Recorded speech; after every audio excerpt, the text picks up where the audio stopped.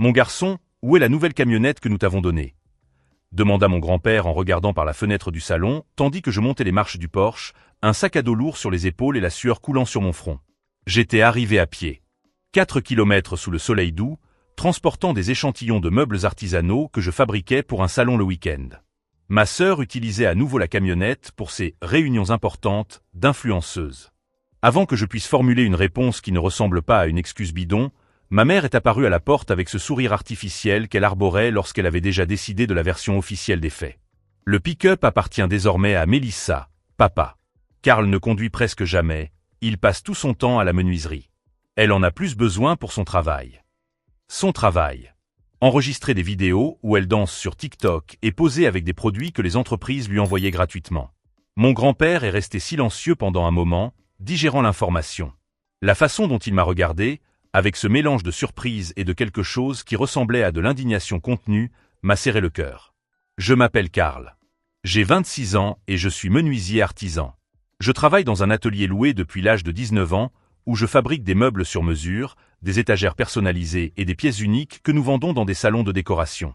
J'ai toujours les mains tachées de vernis et une solide réputation auprès des architectes de la région. Je suis aussi le solutionneur, silencieux de la famille. Quand quelqu'un a besoin d'emprunter de l'argent, il m'appelle. Quand la facture d'électricité est en retard, je la paie. Quand Mélissa a besoin d'un coup de main ou d'argent pour suivre un cours en ligne sur le marketing numérique, devinez qui s'en charge. J'ai toujours été le type qui ne se plaint pas, ne fait pas de drame et résout les problèmes avec un pix et une conversation calme. Jusqu'à ce moment-là, sur la terrasse de mon grand-père, où j'ai réalisé que j'étais devenu la banque personnelle de la famille sans jamais avoir signé de contrat. La camionnette Ford rangée que mon grand-père m'avait achetée l'année dernière, spécialement pour que je transporte des meubles et des outils pour les clients, était garée dans le garage de ma sœur depuis 3 mois. Officiellement prêtée, pour qu'elle puisse enregistrer du contenu dans différents endroits. En pratique, j'étais revenu à transporter des étagères en bois dans le bus et à payer Uber pour livrer de petits meubles. « Entre, mon garçon », a finalement dit mon grand-père en me tapotant l'épaule. « Nous allons discuter. » À ce moment-là, quelque chose a changé dans l'air. Mon grand-père avait 74 ans, il avait créé 3 entreprises à partir de rien, mais il savait reconnaître la manipulation quand il en voyait une. Et à la façon dont il a regardé ma mère, puis moi, puis à nouveau ma mère, j'ai su que la conversation que nous allions avoir allait tout changer. Si vous aimez cette histoire de famille et de limites, n'oubliez pas de vous abonner à la chaîne pour suivre le déroulement de cette situation totalement absurde. Car ce qui s'est passé cet après-midi-là chez mon grand-père n'était que le début d'un revirement auquel personne dans la famille ne s'attendait. Je suis entré dans le salon et me suis assis sur le canapé en cuir marron que mon grand-père avait depuis 30 ans. Ma mère est restée à la porte, les bras croisés, déjà prête à se défendre. « Raconte-moi cette histoire de camionnette », a dit mon grand-père en me servant un verre de limonade glacée et en le poussant vers moi. Par où commencer? Par le jour où Mélissa l'a emprunté pour la première fois pour enregistrer une vidéo? Ou 3 mois plus tard, lorsqu'elle a tout simplement cessé de le rendre? Peut-être par le moment où ma mère a décidé que le pick-up avait plus de sens entre ses mains? Papa, a interrompu ma mère avant que je puisse parler, Karl n'a pas besoin d'un pick-up tous les jours.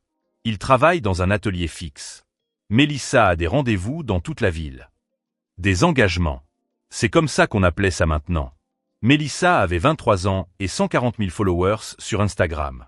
Elle publiait des photos dans des restaurants chers, des critiques de produits que les entreprises lui envoyaient gratuitement et des vidéos où elle dansait dans des lieux inspirants partout à Nashville. Son travail consistait à paraître aspirante pour les adolescents qui rêvaient d'une vie sans responsabilité réelle. Mon travail consistait à fabriquer des meubles qui dureraient des générations et à payer les factures qui soutenaient son style de vie. Et comment Karl se déplace pour les livraisons? Demanda mon grand-père, avec ce ton calme qu'il utilisait lorsqu'il était sincèrement curieux à propos de quelque chose qui n'avait pas de sens. Il se débrouille, répondit ma mère, comme si parler de logistique de transport était un passe-temps sans importance. Karl se débrouille toujours. C'est sa personnalité. C'était vraiment ma personnalité. Depuis l'âge de 16 ans, lorsque j'ai obtenu mon premier emploi dans une menuiserie, je me débrouillais. Lorsque papa a perdu son emploi à l'usine, je me suis débrouillé et j'ai payé l'assurance de la voiture familiale. Lorsque Mélissa a voulu suivre un cours de marketing numérique à 3 000 $, je me suis débrouillé et je l'ai financé. Quand la machine à laver est tombée en panne, quand la facture d'électricité était en retard, quand il fallait de l'argent rapidement, Karl se débrouillait. La semaine dernière, ai-je commencé, retrouvant enfin ma voix, je devais livrer une armoire sur mesure à une cliente à Franklin. 45 km aller-retour. J'ai dû louer une remorque et payer un Uber pour me rendre à l'agence de location. Pourquoi n'as-tu pas utilisé la camionnette? A demandé mon grand-père. J'ai regardé ma mère. Elle a soupiré comme si la question était inutile. Mélissa tournait un projet spécial. Un partenariat important. Le projet spécial était une vidéo promotionnelle pour une marque de vêtements de fitness. Mélissa avait passé toute la journée à faire la navette entre 3 salles de sport différentes, posant avec des leggings qu'elle avait reçus gratuitement, tandis que je transportais des meubles en bois massif sur la banquette arrière d'une berline de location. Et combien a coûté cette livraison? A poursuivi mon grand-père. 220 $ pour la location de la remorque, plus 80 pour Uber. 300 $ pour une livraison qui m'aurait coûté 15 $ d'essence si j'avais eu ma propre camionnette. Ma mère a levé les yeux au ciel. Karl dramatise tout. Mélissa a proposé de la prêter quand elle ne l'utilisait pas. Et quand était la dernière fois qu'elle ne l'utilisait pas? A demandé mon grand-père. Silence. Parce que la réponse était « jamais ». Mélissa l'utilisait toujours pour quelque chose. Enregistrer du contenu, rencontrer des marques partenaires, se rendre à des événements de réseautage, ou simplement parce qu'elle devait être présente dans différents quartiers de la ville. Au cours des 6 derniers mois, j'avais loué des véhicules 11 fois. J'avais payé Uber pour des livraisons mineures des dizaines de fois. J'avais refusé des travaux en dehors de la ville parce que je n'avais aucun moyen de transporter de gros meubles. Mais ce n'était que la partie émergée de l'iceberg. Papa, dit ma mère, changeant de tactique, Karl gagne suffisamment d'argent avec sa menuiserie. Il peut se permettre de payer un moyen de transport quand il en a besoin. Mélissa est en train de se construire une carrière. Elle a besoin du soutien de sa famille. Le soutien de la famille. C'était un concept intéressant dans notre maison. Au cours des 2 dernières années, j'avais prêté 14 600 $ pour les dépenses du ménage. Des urgences qui n'étaient jamais remboursées. À chaque fois, c'était la même histoire. Juste le temps que les choses s'arrangent. Juste le temps que Mélissa décroche ce contrat. Juste le temps que papa fasse des heures supplémentaires. Les heures supplémentaires ne venaient jamais. Les contrats de Mélissa étaient toujours en retard. Et Karl continuait à se débrouiller. Le mois dernier, j'ai découvert que ma mère avait utilisé ma carte de crédit professionnelle, que je lui avais donnée en cas d'urgence, pour payer 700 $ des équipements d'enregistrement pour Mélissa. Un anneau lumineux professionnel, un trépied de studio et un microphone qu'elle utiliserait pour améliorer la qualité du contenu. Quand je lui en ai parlé, ma mère m'a répondu que c'était un investissement dans la famille. Que lorsque Mélissa serait vraiment célèbre, nous en profiterions tous. Et ça te convient, Karl? M'a demandé mon grand-père sans détour, en me regardant dans les yeux pour la première fois depuis mon arrivée. J'ai ouvert la bouche pour donner la réponse automatique. Tout va bien. C'est temporaire. La famille passe avant tout. Mais les mots ne sont pas sortis. Parce que, pour la première fois depuis des années, quelqu'un me demandait ce que j'en pensais. Pas ce que je pouvais faire pour résoudre un problème. Pas combien d'argent je pouvais prêter. Pas comment j'allais m'en sortir. Quelqu'un me demandait si j'allais bien. Et la vérité, c'est que non, je n'allais pas bien. Non, ai-je finalement répondu. Je ne suis pas d'accord avec ça. Ma mère est restée bouche bée, comme si j'avais avoué un crime. Karl, a-t-elle dit, sincèrement choquée. Ce n'est pas ainsi que nous t'avons élevé. Non, a dit calmement mon grand-père en se levant de son fauteuil. C'est exactement ainsi que vous l'avez élevé. Pour qu'il soit commode. Et c'est à ce moment-là que quelque chose a fait tilt dans ma tête. Une prise de conscience qui allait changer tout ce qui allait se passer ensuite. Mais ce que mon grand-père a fait ensuite, les questions qu'il a posées, les documents qu'il m'a aidé à organiser, et la découverte dévastatrice que nous avons faite sur la façon dont ma propre famille m'exploitait, ce n'était que le début d'un revirement auquel aucun d'entre eux ne s'attendait. Ma mère a quitté la pièce en tapant du pied, marmonnant des mots comme ingratitude et drame inutile. Mon grand-père a attendu d'entendre la porte de la cuisine se fermer avant de se rasseoir. « Parle-moi de l'argent », a-t-il simplement dit. Et c'est ainsi que j'ai commencé à déverser 2 années de silence.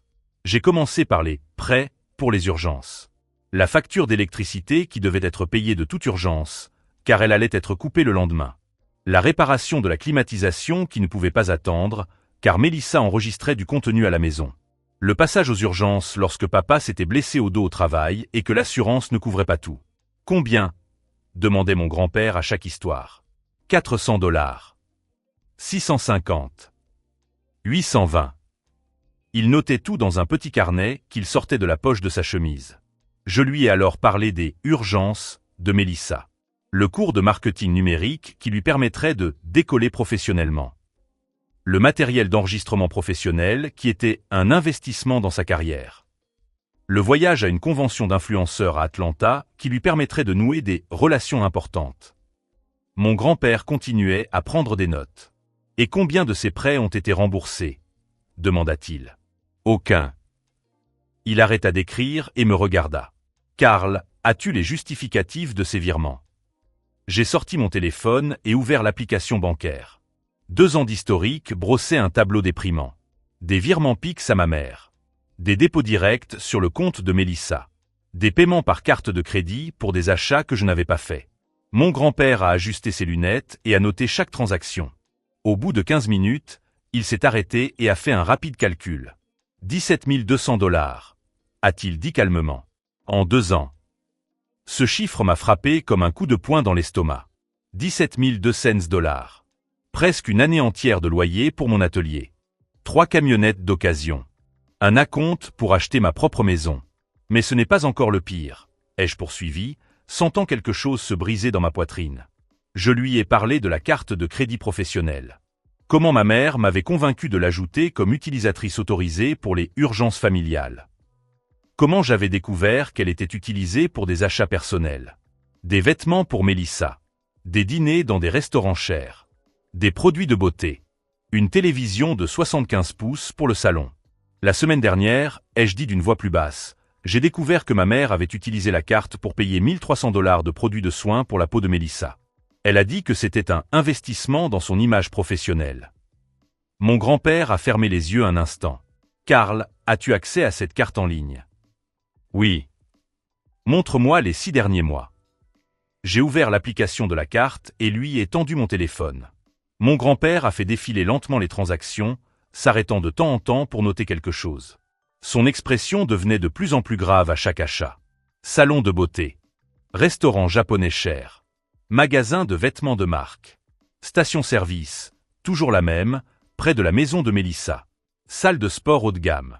Cours de photographie en ligne. 9 800 $, a-t-il finalement déclaré. Rien que pour les 6 derniers mois. J'ai senti ma gorge se serrer. 27 000 $. C'est ce que ma famille m'avait coûté ces 2 dernières années. Et la menuiserie ? Demanda mon grand-père. Comment vont les affaires ? C'était la partie la plus douloureuse. J'ai dû refuser 4 gros contrats cette année, avouai-je. Je n'avais aucun moyen de transporter les meubles sans la camionnette. L'un d'eux était une cuisine complète pour une maison à Belmead. 22 000 $ de chiffre d'affaires. Mon grand-père a également pris note de cela. Un autre était un projet pour un cabinet d'avocats. 6 postes de travail personnalisés. 15 000 $. J'ai dû recommander un concurrent. À cause du transport. À cause du transport et parce que j'ai dû utiliser l'argent destiné au matériel pour payer les factures de la maison de maman. Silence. L'horloge murale continuait à marquer les secondes pendant que mon grand-père digérait tout cela. « Karl, dit-il finalement, as-tu des documents concernant ces contrats que tu as perdus ? J'ai les emails des clients, quelques devis. Apporte tout. Demain matin. » À ce moment-là, quelque chose a définitivement changé en moi. Pour la première fois en 2 ans, quelqu'un prenait ma situation au sérieux. Il ne me disait pas d'être plus compréhensif ou que la famille passe avant tout. Il me traitait comme quelqu'un qui avait été lésé. Il y a autre chose, ai-je dit, hésitant. Je lui ai parlé du compte d'épargne que j'avais ouvert pour acheter un terrain et construire mon propre atelier. Comment j'avais économisé 12 000 $ en 3 ans. Comment ma mère avait découvert l'existence de ce compte et avait commencé à faire pression sur moi pour que j'y aide la famille dans ses investissements. Elle a dit que Mélissa pourrait utiliser cet argent pour monter un studio professionnel. Que lorsqu'elle serait célèbre, elle me rembourserait le double. Et tu lui as donné l'argent. 8 000 $. Il restait 4 000 $ sur le compte. Mon grand-père a pris une profonde inspiration et a posé son stylo sur le bloc-notes. Karl, écoute-moi attentivement. Ce que ta famille t'a fait subir a un nom, l'abus financier. Ils ont utilisé ta gentillesse contre toi. Ils ont transformé ton amour en faiblesse. Ces mots m'ont touché au plus profond de moi. Abus financier. Je n'avais jamais pensé à cela, mais cela avait tout son sens. Maintenant, réponds-moi, veux-tu que cela cesse ? Oui. Es-tu prêt à fixer des limites, même si cela les met en colère ? Oui. Veux-tu récupérer ton camion ? Oui. Et tu veux récupérer ton argent? Cette question m'a pris par surprise. J'avais accepté depuis longtemps que cet argent était perdu à jamais. Est-ce possible? Mon grand-père a souri pour la première fois depuis le début de notre conversation. C'était un sourire que je connaissais bien. Le même qu'il arborait lorsqu'il était sur le point de résoudre un problème commercial compliqué. Karl, ton grand-père n'a pas bâti 3 entreprises en se montrant gentil avec ceux qui essaient de voler sa famille. Demain, tu viendras ici à 9 h du matin avec tous tes documents. Relevé bancaire, email, reçu, tout. Il se leva et se dirigea vers un vieux placard dans le coin de la pièce, d'où il sortit un nouveau dossier en papier craft. Nous allons tout organiser correctement. Et ensuite, il s'interrompit, me regardant avec cette détermination que j'avais héritée de lui, mais que je n'avais jamais su utiliser. Ensuite, nous allons apprendre à ta mère et à ta sœur ce qui arrive quand on s'en prend à la mauvaise famille. Pour la première fois depuis des mois, je ressentis quelque chose que j'avais oublié, l'espoir. Mais en rentrant chez moi ce soir-là, au volant de ma propre voiture empruntée, puisque Mélissa avait gardé la camionnette, je n'avais aucune idée de la profondeur du trou qu'elles avaient creusé. Et je n'imaginais pas non plus ce que nous allions découvrir lorsque nous commencerions à enquêter sérieusement. La révélation que nous allions trouver dans les documents de la maison allait bouleverser tout ce que je pensais savoir sur ma propre famille. Je suis arrivé chez mon grand-père à 8h45 le lendemain matin, avec 2 cartons remplis de documents, de relevés bancaires imprimés, de mails enregistrés et même de captures d'écran de conversations WhatsApp de la famille. Mon grand-père était déjà dans le salon avec du café frais, un ordinateur portable ouvert et 3 classeurs vides qui attendaient sur la table basse. « Bon, mettons-nous au travail », a-t-il dit en ajustant ses lunettes. « Montre-moi tout. » Au cours des 4 heures qui ont suivi, nous avons méthodiquement organisé chaque preuve d'exploitation financière. Mon grand-père avait une approche entrepreneuriale. Il a tout classé en transfert direct, utilisation non autorisée de cartes et perte de revenus documentée. Mais c'est lorsque nous avons commencé à examiner les transferts les plus anciens que nous avons découvert quelque chose qui m'a fait remettre en question tout ce que je pensais savoir sur ma famille. « Karl », a dit mon grand-père en montrant un transfert de 2400 $ datant de mars de l'année dernière, « tu te souviens de ça ?» Je m'en souvenais. Ma mère m'avait dit que c'était pour régler un problème urgent lié à des arriérés d'impôts sur la maison. « Je vais appeler mon comptable », a dit mon grand-père. Il a accès aux registres fiscaux de la propriété. 20 minutes plus tard, il a raccroché le téléphone avec une expression sombre. « Karl, ta mère n'a jamais eu de retard dans le paiement de ses impôts. La maison est à jour depuis 8 années consécutives. » J'ai senti mon estomac se nouer. Alors, à quoi a servi cet argent? Mon grand-père a allumé son ordinateur et a commencé à faire des recherches. Après quelques clics, il a trouvé la réponse sur les réseaux sociaux de Mélissa. Un voyage à Miami. Publié exactement 3 jours après mon transfert. Des photos dans des hôtels de luxe, des restaurants chers, des achats dans des boutiques de marque. Le tout horodaté avec les dates exactes. 2400 $, a murmuré mon grand-père en faisant défiler ses photos. Pour financer ses vacances à Miami. Nous avons continué à enquêter. Chaque urgence correspondait à une dépense luxueuse de Mélissa ou de ma mère. La réparation de la climatisation coïncidait avec l'achat d'un nouveau téléviseur dans le salon. La facture médicale d'urgence de papa est survenue la même semaine où Mélissa a acheté un nouvel iPhone. Mais la découverte la plus dévastatrice est venue lorsque mon grand-père a décidé de vérifier les registres de financement de la maison. « Karl, savais-tu que ta mère a refinancé l'hypothèque de la maison l'année dernière? » Non. Elle a emprunté 40 000 $ sur la valeur de la propriété. Officiellement pour des améliorations dans la maison. Nous avons regardé autour de nous dans le salon. Rien n'avait changé dans la maison de mes parents depuis 5 ans. La même peinture écaillée dans la cuisine, la même moquette décolorée dans les escaliers, la même clôture cassée dans le jardin. Où est passé cet argent? Ai-je demandé. Mon grand-père a sorti les relevés bancaires du compte joint que ma mère ne m'avait pas encore retiré. De gros dépôts apparaissaient chaque mois, immédiatement transférés vers des comptes que je ne reconnaissais pas. Après quelques appels supplémentaires, nous avons découvert la vérité. Mélissa avait créé une SARL pour ses activités d'influenceuse. L'argent du refinancement était systématiquement transféré sur ce compte professionnel, où elle le dépensait en voyages, en vêtements, en équipements et en ce qu'elle appelait des investissements dans sa marque personnelle. Ma mère était officiellement la partenaire commerciale de Mélissa. Elles avaient transformé la maison familiale en une société fantôme pour financer le style de vie d'influenceuse de ma sœur. Et j'étais le seul de la famille à ne pas être au courant. « Karl, dit mon grand-père en fermant l'ordinateur portable, elle ne se contente pas de prendre ton argent. Elles ont monté une entreprise en t'utilisant comme banque personnelle. À ce moment-là, mon téléphone a sonné. Message dans le groupe familial. Maman, tout le monde, nous devons discuter des dépenses du mois. Karl, peux-tu payer la facture d'électricité? Ce n'est que 3 cents. Mélissa, et j'ai besoin du pick-up demain pour un shooting important. Une marque de cosmétiques veut tester un partenariat. Papa, ok. Mon grand-père a lu les messages par-dessus mon épaule et a ri. Pas un rire amusé, mais ce rire froid qu'il utilisait quand quelqu'un essayait de le rouler dans ses affaires. Parfait. Elle se livre, a-t-il dit. Réponds-leur que tu vas y réfléchir. C'est tout? Karl, n'interromps jamais ton ennemi quand il commet une erreur. Laisse-les continuer à demander. Chaque nouvelle demande est une preuve supplémentaire. Nous avons passé le reste de la matinée à élaborer notre stratégie. Mon grand-père avait des contacts dans les banques, connaissait des avocats spécialisés dans la fraude financière et s'était constitué un réseau de professionnels loyaux au cours de 5 décennies dans les affaires. Tout d'abord, nous allons leur couper l'accès à votre argent. Aujourd'hui, nous sommes allés à la banque où j'avais mon compte principal. En 40 minutes, j'avais retiré ma mère comme utilisatrice autorisée de la carte, changé tous les mots de passe et mis en place des alertes pour toute tentative d'accès. Deuxièmement, nous allons documenter officiellement l'utilisation non autorisée du camion. Nous avons appelé la compagnie d'assurance et j'ai signalé que le véhicule était utilisé sans autorisation par un membre de la famille. Ils ont ouvert un dossier et m'ont informé que, techniquement, cela pouvait être considéré comme un vol de véhicule si je voulais poursuivre légalement. Troisièmement, a poursuivi mon grand-père, nous allons découvrir exactement combien d'argent elles ont sur le compte de l'entreprise. C'était plus compliqué, mais mon grand-père avait un ami expert comptable judiciaire à qui il devait quelques faveurs.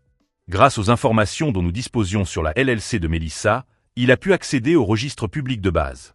La réponse fut choquante. 63 000 $. 63 000 $ sur un compte qui avait été ouvert seulement 18 mois auparavant, alimenté systématiquement par l'argent du refinancement de la maison et, comme nous le savions désormais, par mes prêts. Karl, dit calmement mon grand-père, elles ont volé 63 000 $. Elles ont fait de toi une victime du blanchiment d'argent. Cet après-midi-là, alors que nous mettions au point notre stratégie finale, mon téléphone n'arrêtait pas de vibrer, saturé de messages de ma famille. Maman, Karl, j'ai besoin d'une réponse au sujet de la facture d'électricité. Mélissa, salut, tu peux me confirmer pour le camion? Le tournage est à 10 heures. Ma mère, mon fils, tout va bien? Tu réponds toujours rapidement. Mélissa, Karl? J'ai besoin de savoir pour demain. Mon grand-père m'observe et tandis que j'ignorais tous les messages. Comment te sens-tu? M'a-t-il demandé. Différent, ai-je répondu. Pour la première fois depuis des années, j'ai l'impression d'avoir le contrôle. Ce soir-là, mon grand-père m'a remis 3 documents qu'il avait préparés avec son avocat. Une mise en demeure de paiement, un rapport d'expertise judiciaire sur les dépenses non autorisées et un document juridique exigeant la restitution immédiate du pick-up. Demain matin, tu remettras ces documents en main propre à ta mère et à ta sœur. Pas par email, pas par WhatsApp. En personne, en présence de témoins. Et si elles refusent? Karl, elles ont déjà refusé. Pendant 2 ans. La différence, c'est que maintenant, tu ne demandes plus. Tu exiges. Il fit une pause et me regarda avec cette expression sérieuse que je reconnaissais dans le monde des affaires. Et si elles refusent encore après la notification officielle, alors nous passerons aux conséquences juridiques. Fraude financière, utilisation non autorisée d'un véhicule et quelques autres crimes fédéraux que mon avocat a identifiés. Si vous suivez cette série de découvertes choquantes, n'oubliez pas de vous abonner à la chaîne, car la confrontation à venir montrera ce qui se passe lorsque des personnes qui se croient intelligentes affrontent quelqu'un qui sait vraiment jouer le jeu. En rentrant chez moi ce soir-là, toujours dans la voiture empruntée à mon grand-père, je savais qu'il n'y avait plus de retour en arrière possible.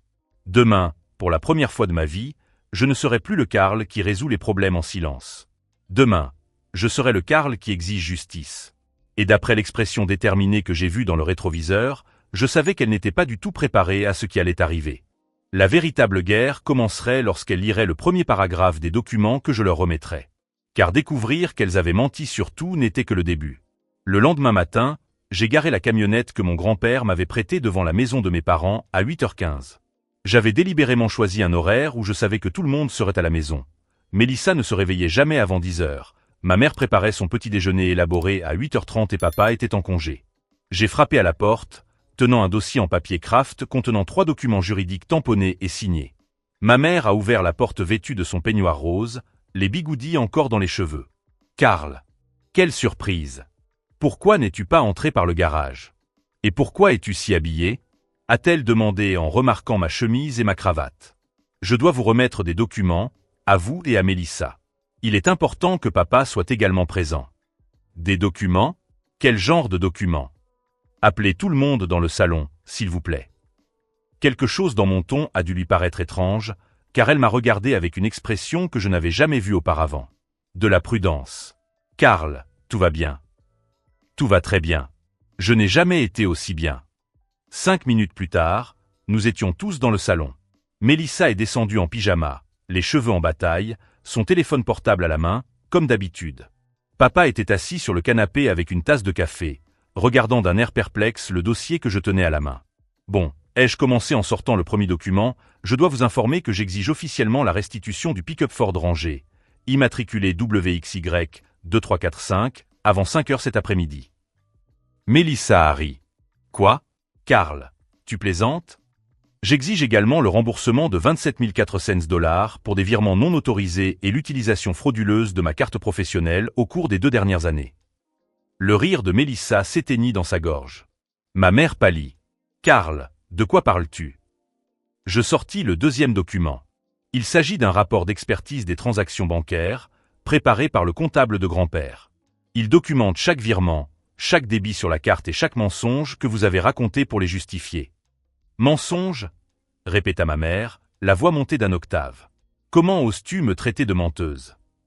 L'urgence fiscale de la maison en mars dernier. Les impôts étaient à jour.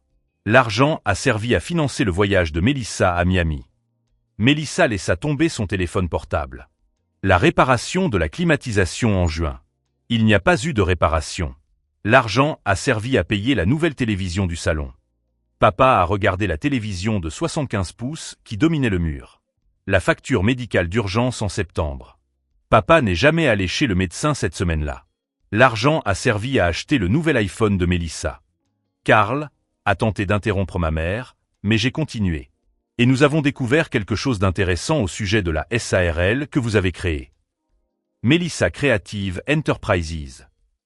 Vous avez utilisé le refinancement de la maison pour transférer 40 000 $ sur ce compte, plus tout l'argent que vous m'avez emprunté. Le silence dans la pièce était assourdissant. Ce n'est pas un crime, a finalement dit Mélissa, d'une voix défensive. C'est une entreprise légitime. Une entreprise légitime qui n'a jamais déclaré de revenus, qui n'a jamais payé d'impôts et qui existe uniquement pour blanchir l'argent provenant du refinancement de la maison familiale. Ma mère se leva, tremblante. Karl, tu ne peux pas nous faire ça. Nous sommes ta famille. La famille, répétai-je calmement, ne vole pas 63 700 $ à ses proches. 63 000 $, demanda papa, prenant la parole pour la première fois. 40 000 provenant du refinancement, plus 27 000 qu'ils m'ont pris, moins 4 000 qu'ils ont dépensés.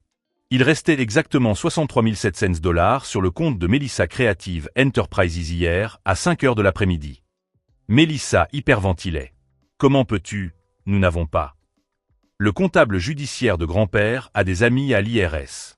Les registres des LLC sont publics lorsqu'il y a suspicion de blanchiment d'argent. Ma mère tenta un dernier coup. Ton grand-père te manipule contre ta propre famille. Il a toujours été jaloux de notre bonheur.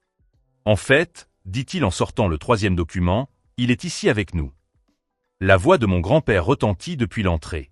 Bonjour à tous. Il entra dans la pièce comme s'il s'agissait d'une réunion d'affaires, portant son propre porte-document et un enregistreur numérique. Papa, dit ma mère, la voix brisée, ne nous fais pas ça.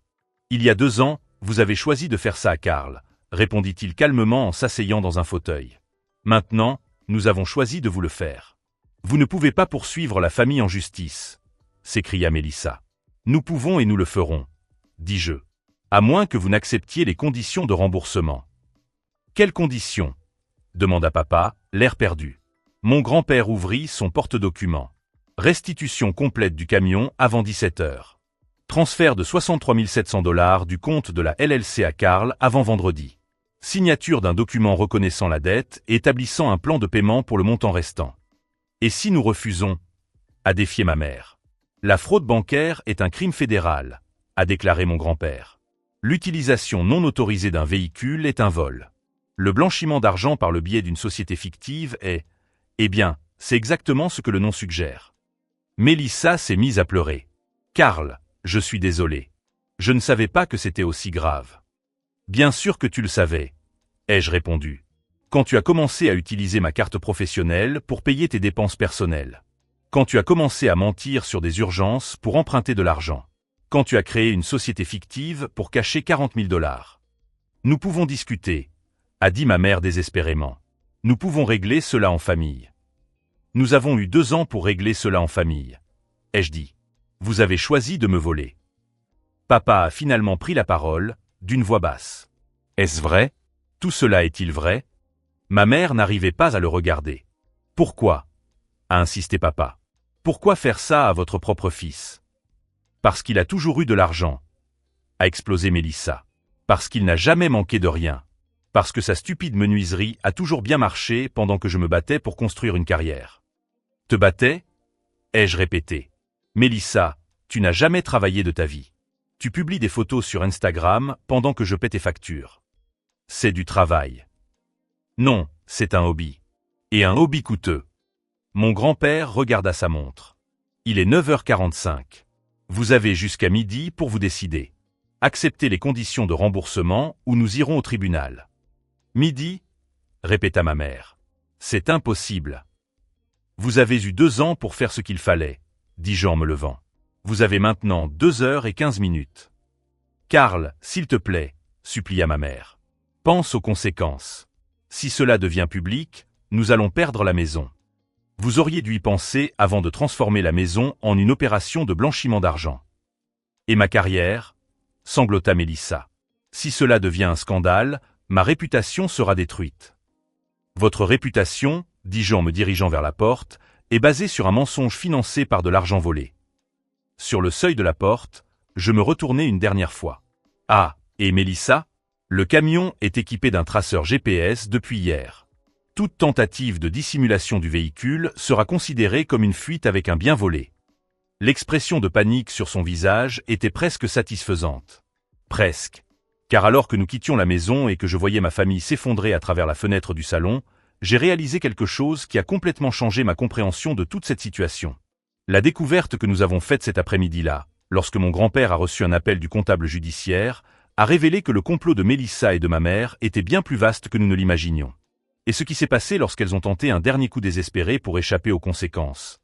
Eh bien, cela a montré exactement le genre de personnes qu'elles étaient vraiment. À 11h45, mon téléphone a sonné. C'était ma mère. Karl, s'il te plaît, rentre à la maison. Nous devons parler. Quand nous sommes arrivés, nous avons trouvé la famille réunie dans le salon comme pour une veillée funèbre.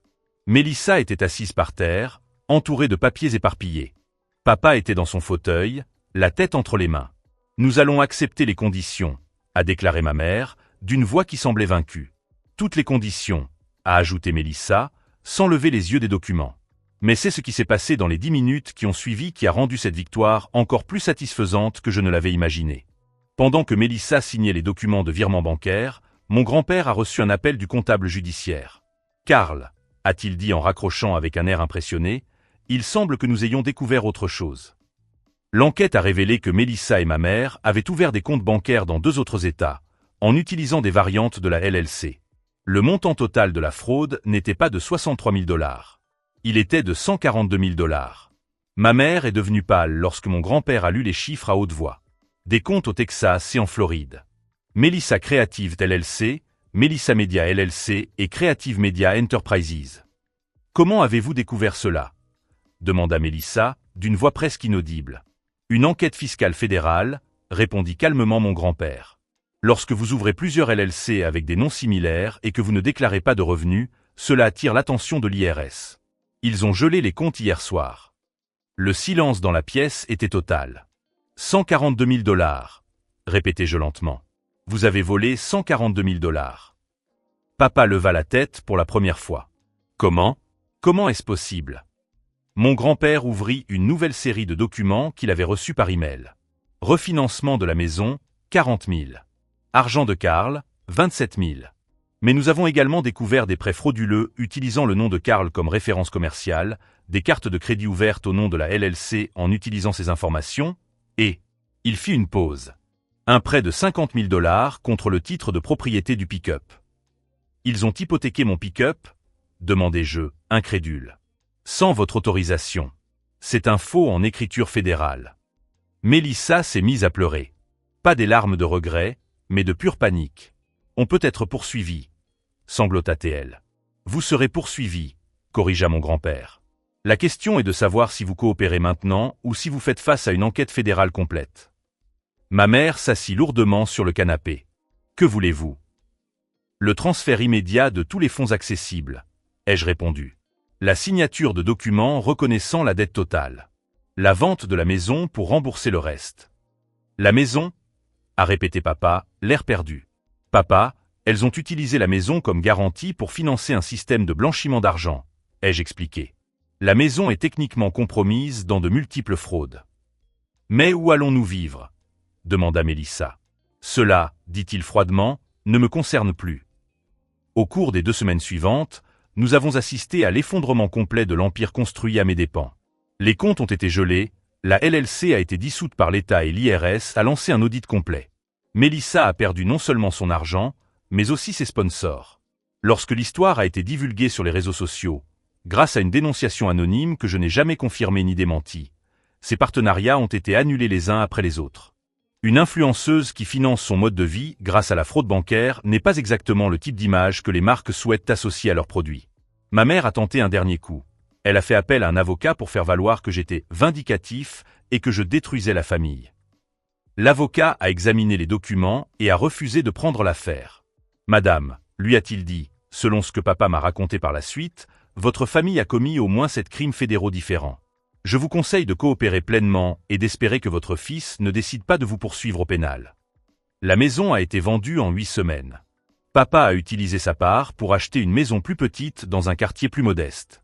Il a dit qu'il pouvait enfin dormir tranquille, sans se soucier de factures mystérieuses ou de dépenses qu'il n'avait jamais autorisées. Mélissa a déménagé dans un appartement d'une chambre et a trouvé un emploi dans un magasin de vêtements. Elle publiait occasionnellement sur Instagram, mais ses followers sont passés de 140 000 à 12 000. La réalité, a-t-elle découvert, n'est pas aussi photogénique que le fantasme financé par l'argent volé. Ma mère a déménagé à la campagne pour vivre avec sa sœur. Elle m'a appelé une fois pour s'excuser, mais la conversation a été brève. Certains ponts, lorsqu'ils sont complètement brûlés, ne peuvent être reconstruits. Et moi? J'ai utilisé l'argent récupéré pour acheter un terrain de 2 hectares à l'extérieur de la ville, où j'ai construit l'atelier de mes rêves. 3 hangars, des équipements professionnels et suffisamment d'espace pour enseigner la menuiserie à des jeunes en situation de précarité. La première promotion a obtenu son diplôme le mois dernier. 12 adolescents qui ont appris non seulement à travailler le bois, mais aussi la dignité, le travail honnête et comment établir des limites saines. Je leur ai raconté mon histoire non pas pour me venger, mais pour leur donner une leçon. Sur la différence entre être utile et être utilisé. Entre générosité et exploitation. Entre amour véritable et manipulation émotionnelle. Mon grand-père, aujourd'hui âgé de 75 ans, vient encore chaque semaine à l'atelier.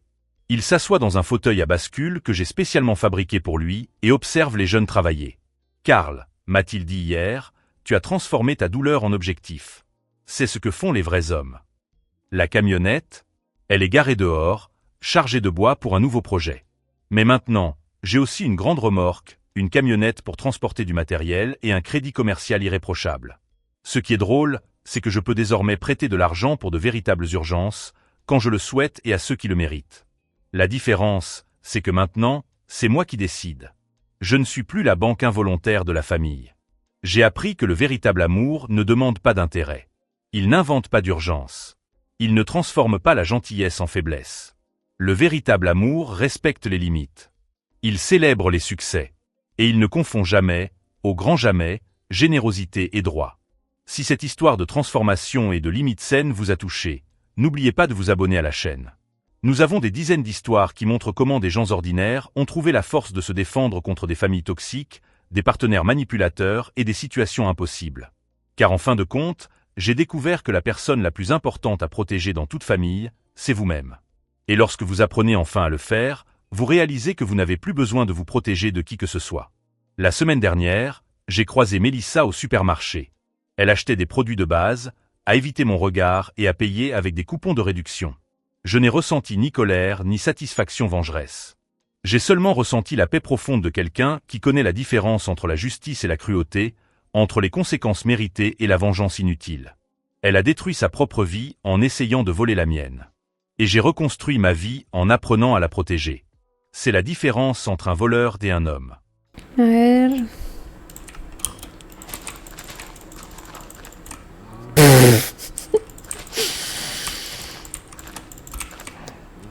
Bien feo ese chancho.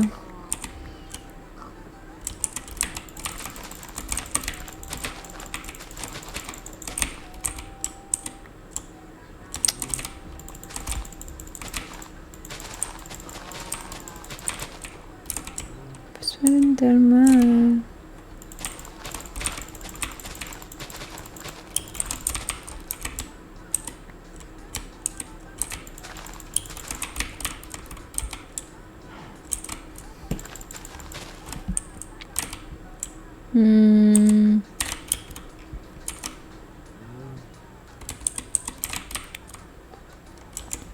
Chota, chota, chota.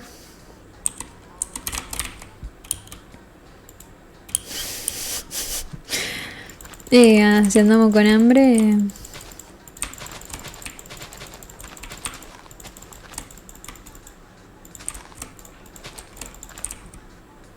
Agua. No, boludo. Últimamente ando tomando agua. Es como los peores días de mi vida.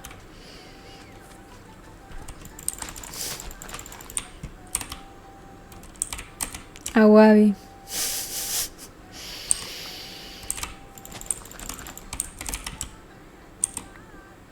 Me van a culiar. ¿Quién es? Pasó de largo.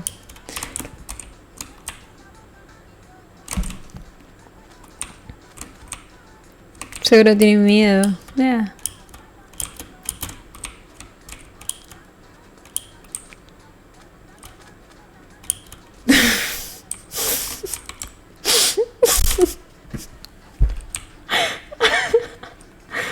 Te hiciste el tratamiento de Michael Jackson.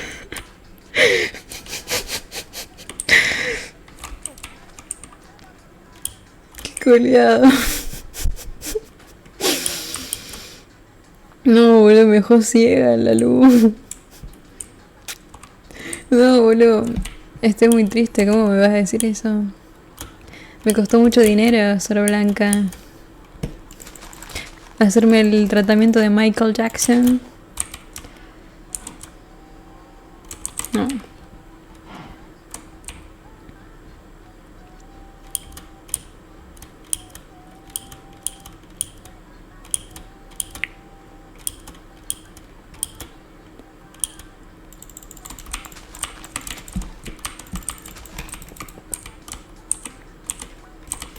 Ok, vamos a tirar una experiencia.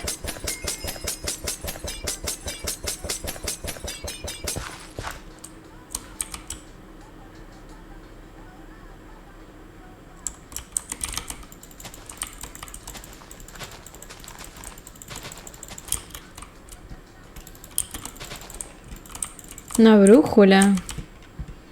¿Servirá acá de algo?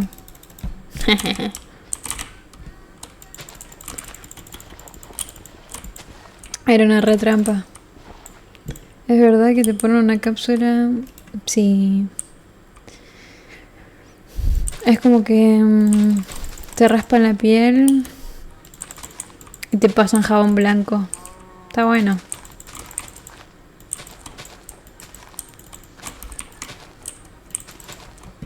Deberías probarlo, hermano.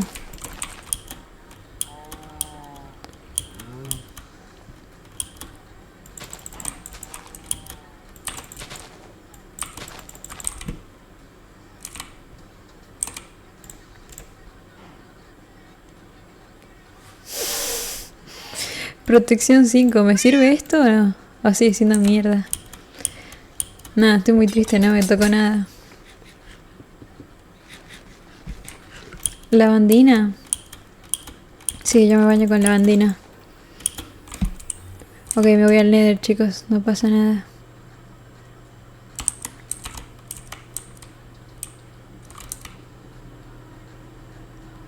4, es verdad. Ok, lo siento.